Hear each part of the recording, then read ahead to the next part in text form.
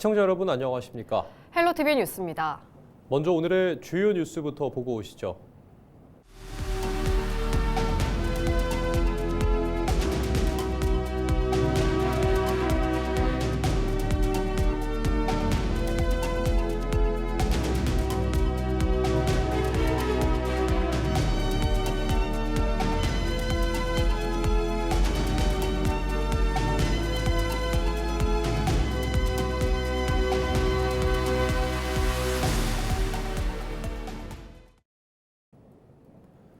김영록 전남지사가 전남 광주 통합특별시 설치를 위한 특별법 핵심 특례 반영을 위해 국회와 정부를 상대로 강행군을 이어가고 있습니다. 김 지사는 2월 8일 국회의원 간담회와 9일 국무총리 면담에 이어 10일 국회 행정안전위원회 지도부를 잇따라 만났습니다. 김 지사는 신정훈 행안위원장과 윤건영 법안심사 제1소위원장에게 통합특별시 제도적 기반 마련의 필요성을 직접 설명했습니다. 김 지사는 통합특별시가 실질적으로 기능하기 위해 재정과 산업 분야 핵심 권한 특례가 입법 단계에서 구체적으로 반영돼야 한다고 강조했습니다. 특히 초기 지원에 그치지 않는 중장기적 재정 지원 체계 구축 필요성도 함께 제기했습니다. 더불어민주당 이계호 의원이 2월 10일 전남 광주 특별시장 출마를 공식 선언했습니다. 이 의원은 전남도 의회에서 기자회견을 열고 전남과 광주를 아우르는 남북권 시대 개막을 핵심 비전으로 제시했습니다.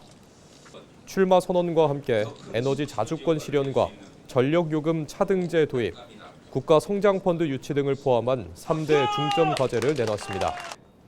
또 광주권과 동북권, 서남 중부권, 농어촌을 축으로 한 4대 권역별 균형 발전 전략도 발표했습니다. 명창환 전 전남도 행정부지사가 오는 6월 지방선거에서 여수시장 선거 출마를 공식 선언했습니다.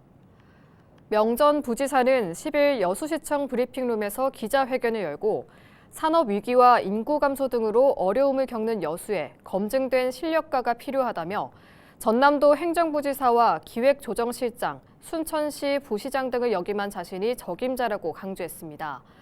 그러면서 주요 공약으로 취임과 동시에 비상경제 대응체제 가동, 소부장 산업과 우주항공 소재 산업 중심의 산업 다극화, 광역교통망 확충 등을 제시했습니다. 명 전 부지사는 이와 함께 국제해양문화 플랫폼으로서의 여수세계 박람회장 활용 방안과 바다포도 육상 양식 등 미래 첨단 수산 분야 육성 등도 이루겠다고 밝혔습니다. 신순식 전 전남 최신청장이 오는 6월 지방선거에서 고흥군수 선거 출마를 공식 선언했습니다.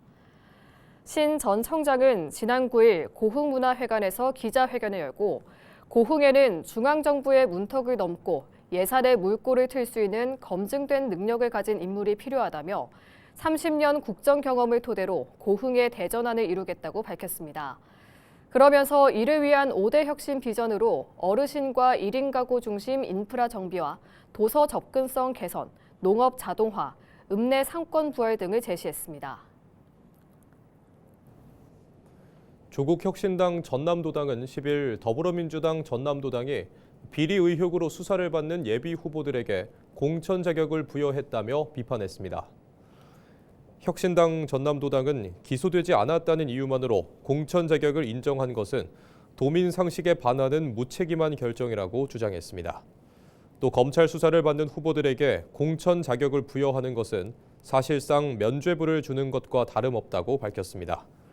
전남에서는 곡성 군수와 나주시 시의원 등 다수 후보가 검찰 수사 대상에 있는 것으로 알려졌습니다. 최근 목포의 한 민간 임대 아파트에서 시행사의 자금난 때문에 대규모 보증 사고가 발생할 거란 우려가 나오고 있는데요. 민간 임대 아파트가 가진 구조적 취약성 때문에 제도를 강화해야 한다는 의견이 나오고 있습니다. 민간 임대 아파트의 구조적 문제점을 장혜원 기자가 짚어봤습니다. 목포 석현동의 한 민간 임대 아파트입니다. 최근 임차인들은 시행사에게 황당한 통보를 받았습니다.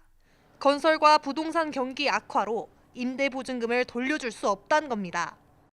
입주민들은 8년 계약의 4년 차를 맞이한 시점에서 이사를 가야 할지 계약을 유지해야 할지 고민에 빠졌습니다. 일단 저희는 불안하니까 분양 전환이 되는지 그게 가장 큰 관심사죠.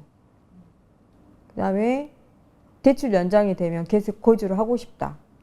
민간 임대 아파트의 경우 시행사가 자금난에 빠지면 보증 사고로 이어질 수 있습니다.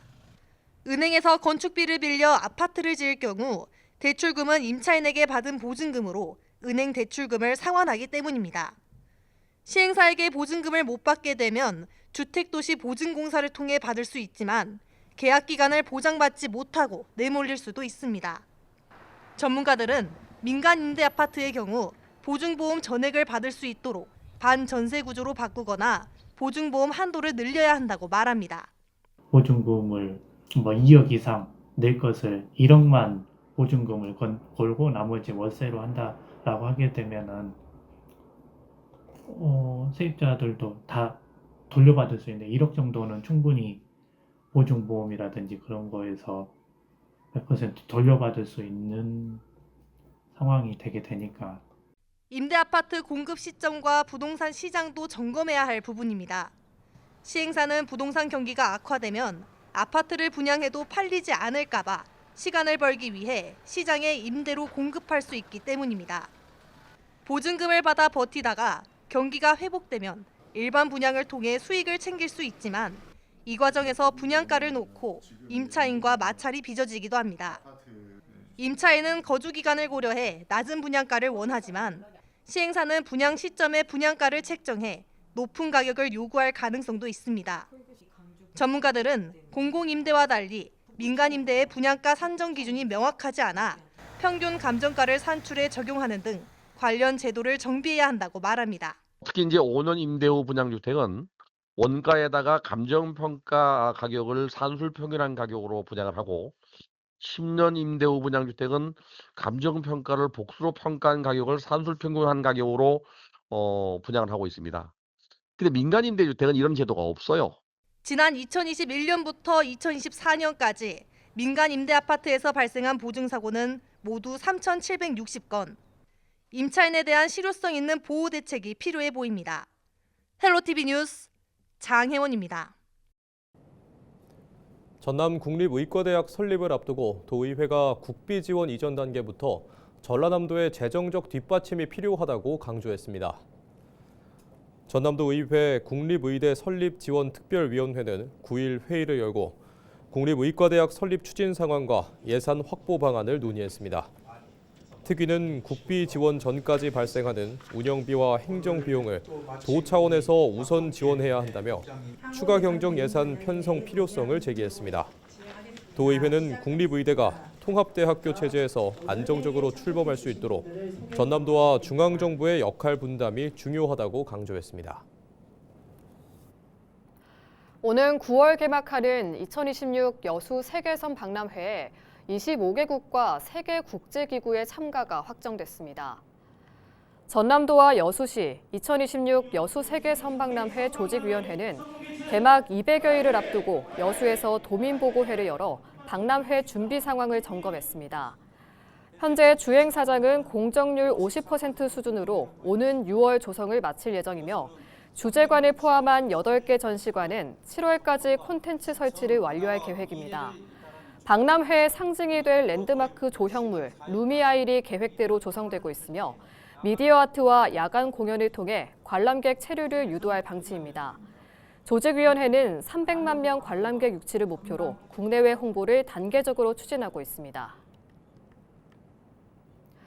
순천 지역 기업 대다수가 올해 설 연휴에 닷새 동안 휴무할 예정인 가운데 설 상여금을 지급하는 기업은 절반 수준에 그친 것으로 조사됐습니다. 순천 상공회의소가 지역 주요 기업 136곳을 대상으로 조사한 결과 119개사 전체의 87.5%가 설 연휴 기간 5일 동안 휴무할 계획이라고 밝혔습니다. 다만 운수업종과 레저 스포츠 업종 등은 별도 휴무가 없거나 하루만 쉬는 곳도 있는 것으로 확인됐습니다.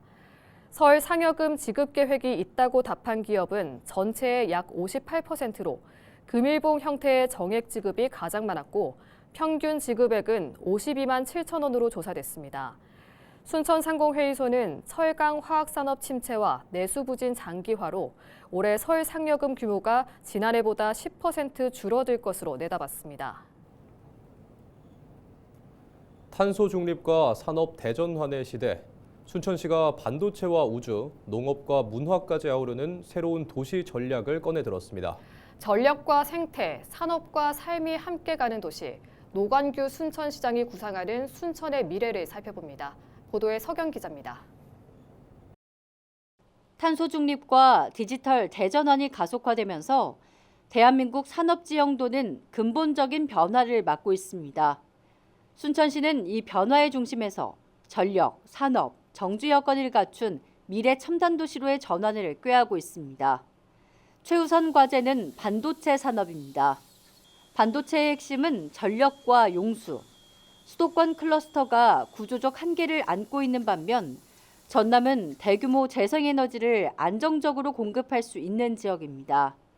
특히 순천은 주암댐과 상사댐을 통해 풍부한 산업 용수를 가지고 있고 철도와 항만, 공항을 잇는 교통망과 안정적인 정주 환경까지 갖췄습니다. 글로벌 기업들이 아리백을 요구하는 시대, 순천은 재생에너지 100%로 반도체 클러스터를 가동할 수 있는 현실적인 대안도시로 주목받고 있습니다. 이 같은 구상을 현실로 만들기 위해 순천시는 반도체 전담 조직을 신설하고 동부권 도시들과 연대해 국가산단 유치 전략을 구체화하고 있습니다. 지금 우리가 주장하는 120만 평이 해룡에 70한 6만 평, 그리고 세풍 쪽에 40한 4만 평 되고 우리가 조금 더 예비적으로 20한 4만 평 가지고 있으니까 순천이 한 100만 평 정도 됩니다. 광양이 이제 조금 더 적은 면적을 가지고 있는데요. 이거를 해박 놓는 게 아니에요. 일단은 아리백 첨단 산업단지로 지정을 받고 요 안에서 조정은 일부의 작은 면적이 필요할 겁니다. 2차 전지를 하는 데는. 그런 정도 해가면서 나머지는 다 반도체로 이걸 가면 되는 겁니다. 미래 산업 전환은 여기에서 그치지 않습니다. 율촌산단을 중심으로 한 우주 방산 산업도 순천의 새로운 성장축입니다. 한화 에어로스페이스가 자리 잡은 순천에서는 누리호 6호기 조립과 함께 순천의 이름을 단 첫 인공위성 순천셋 발사가 준비되고 있습니다. 순천은 연구 개발 중심의 대전, 발사 거점인 고흥, 항공행정의 사천과 연결되는 우주산업 협력벨트의 중심 역할을 구상하고 있습니다. 산업전환의 또 다른 축은 농업입니다. 숭주 일대를 중심으로 추진 중인 그린바이오 전략은 농업을 단순 생산에서 벗어나 화장품, 식품 등 고부가 가치 산업과 연결하는 시도입니다. 지역 농가가 안정적인 원료 공급자가 되고 기업은 고부가 제품을 생산하는 구조. 순천은 이를 통해 농업의 지속 가능한 미래를 그리고 있습니다. 문화 콘텐츠 역시 도시 경쟁력의 핵심입니다. 원도심에는 이미 30여 개 콘텐츠 기업이 자리 잡았고 애니메이션, 웹툰 산업을 이끌 인재 양성 거점도 준비 중입니다. 교육부터 창작, 취업까지 이어지는 구조를 만들어 청년이 머무는 도시에 문화로 경제를 키우는 도시로 나아간다는 구상입니다. 37개의 기업들이 와 있거나 지금 여기 오고 있습니다. 그래서 여기는 대한민국의 애니메이션 웹툰 쪽에 일하고 싶은 사람들은 그 각 대학을 다른 데서 다니더라도 바로 취직이 안 되거든요. 여기에 있는 인재 양성 기관에서 훈련해서 여기에 와 있는 이런 기업에 취직하든가 독립하든가 또는 다른 데 있는 데로 가든가 이렇게 할 수 있는 시스템을 우리가 지금 갖추고 있습니다. 원도심은 남문터 일대로 해서 제작기지를 중심으로 가고 웹툰과 그다음에 지금 습지센터에서는 메이저 앵커 기업들이 와서 자리를 잡는 이런 구도로 지금 진행이 되고 있습니다. 여기에 코스트코 입점을 계기로 한 지역 경제 활성화 전략도 병행됩니다. 생활인구 유입 효과를 지역 소비와 관광으로 연결하고 소상공인과의 상생을 위한 협의체를 통해 그늘 없는 성장을 도모한다는 방침입니다. 전력에서 산업으로 농업과 문화, 생태까지 순천은 이제 하나의 산업이 아닌 도시 전체를 미래형 구조로 바꾸는 전환에 나서고 있습니다. 헬로티비 뉴스 서경입니다. 전남의 새로운 먹거리 산업으로 주목받는 신재생 에너지에 대한 관심이 나날이 커지고 있는데요. 고흥군은 어민과 상생하는 해상풍력단지 개발을 목표로 최근 민관 협의체를 꾸렸습니다. 양국진 고흥군 부군수를 만나 자세한 추진 계획 들어봤습니다.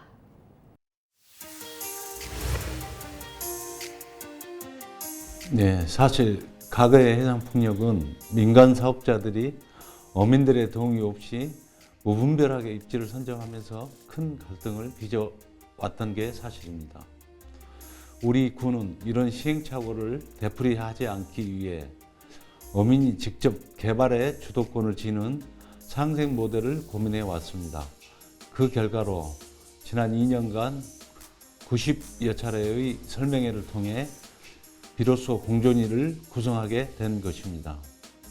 현재 공존위는 실제 바다의 주인인 어민단체 대표분들 90여 명으로 구성되어 있습니다. 나로도 수협 권역과 고흥군 수협 권역의 현장 목소리를 가까이서 듣기 위해 대규모 인원으로 꾸려진 것이죠. 우리 군은 이 위원회가 단순히 자문에 그치지 않고 입지 선정 과정에서 발생하는 갈등을 사전에 조정하고 어민들께 모든 정보를 투명하게 전달하는 실질적인 소통 창구가 되도록 운영하고 있습니다. 행정은 뒤에서 돕고 결정은 어민과 함께하는 구조를 만드는 것이 군의 핵심 역할입니다. 특히 해상풍력특별법에서 정한 민간협의회의 원활한 운영을 위한 사전준비위원회 기능도 수행하게 됩니다. 우리 군은 공존위원회가 단순한 자문기구를 넘어 어민들께서 스스로 판단하고 결정할 수 있는 실질적인 협의체가 되도록 전폭적으로 지원할 계획입니다. 올해 운영 로드맵은 크게 역량 강화, 현장 검증, 상생안 마련이라는 3단계로 추진됩니다. 먼저 상반기에는 어민들께서 해상풍력에 대해 정확히 알고 대응하실 수 있도록 교육과 현장 학습에 집중합니다. 전문가들을 초빙해 어업피해 보상 제도와 특별법에 따른 어민의 역할을 깊이 있게 학습하고 군과 민간이 함께 예비구지 지정 계획을 꼼꼼히 점검할 계획입니다. 중국과 신안, 영광 등 국내의 현장을 직접 찾아가 실제 어업 현황이 어떤지 우리 눈으로 확인하는 시간을 갖습니다. 하반기에는 본격적으로 공무만의 공존 모델을 구체화합니다. 대국민 상생대회를 개최하여 소통의 장을 만들고 어민들께서 가장 궁금해하시는 군민 바람연금이나 이 공유 제도에 대한 타당성을 정밀하게 연구할 계획입니다. 상반기 중에 예비지구 신청을 추진하는 근본적인 취지는 어민 보호에 있습니다.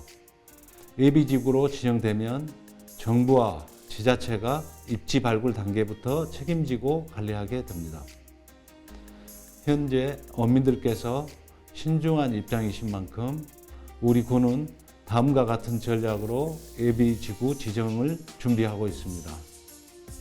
첫째, 과학적 검증에 기반한 계획 입지입니다. 3월 해상풍력특별법 시행에 맞춰 군과 어민의 역할을 명확히 하고 수산자원에 미치는 영향을 정밀하게 분석하여 어민들이 납득할 수 있는 데이터를 확보하겠습니다. 둘째, 예비지구의 해양환경, 특성별 맞춤형 개발을 통해 최적의 해상풍력 입지를 발굴할 것입니다. 풍항, 수심, 전력계통, 환경영향, 조업실태 등 모든 요소를 철저히 분석하여 전략적으로 입지를 선정해 가겠습니다. 이상으로 뉴스를 마칩니다. 시청해주신 여러분 고맙습니다.